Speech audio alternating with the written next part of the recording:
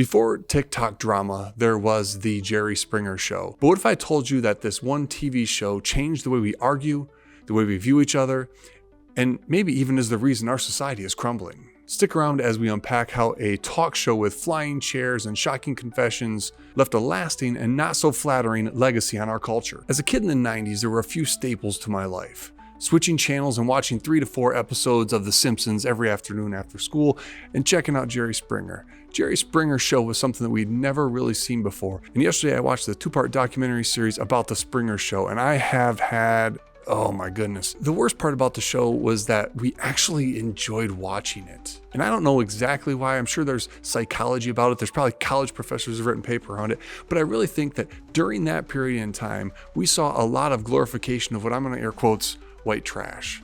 I myself wore what was called a wife beater, a white tank top underwear shirt. We celebrated people like Eminem who embodied that style. There were people driving around with bumper stickers, "My kid beat up your honor roll student," in retaliation for the bumper stickers that said, "My kid was an honor roll student." So there is this bit of the culture that celebrated just being disgusting, either because you were disgusting yourself or because seeing people that behaved like that on the show made you feel better about yourself. Now, as somebody looking back, I didn't know all of everything that was revealed in the docuseries. There was the man who married, fell in love with, had relations with a horse. There was the death that occurred, which I was not aware of. A friend of mine actually worked on the show, and I don't remember all of everything, but I do remember her being slightly traumatized by being a production assistant on that show. What does this say about us, though? We come from a place, and we are at a place where it's more acceptable than ever to be disgusting towards each other, to be dismissive of other people's feelings. And I think that we can trace at least a point of launching around this new culture from the Jerry Springer Show. I myself, after watching that docuseries, I wish I could go back in time and unwatch it. I wish I could go back in time and show Jerry, who himself had political aspirations, what his show might have let become the leader of our country. Now, you may be a Trump fan. I don't care. I'm not a fan of Trump. I don't care about his politics. I just think he's a disgusting human being. He's also a felon. And what better place to trace back the origin of how we let a felon into the White House than, the Jerry Springer Show. So what does it mean? What do we do, folks? Looking forward, let's find ways to celebrate the people who aren't disgusting.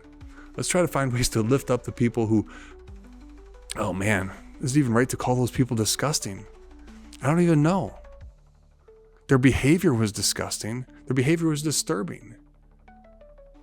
Dads and daughters, brothers and sisters, pulling out hair, encouraging fighting, encouraging name calling, encouraging foul language. Like, we're just so close to the brink of if McDonald's were to shut down, that the entire world would eat itself. Maybe Jerry Springer didn't really do anything to us.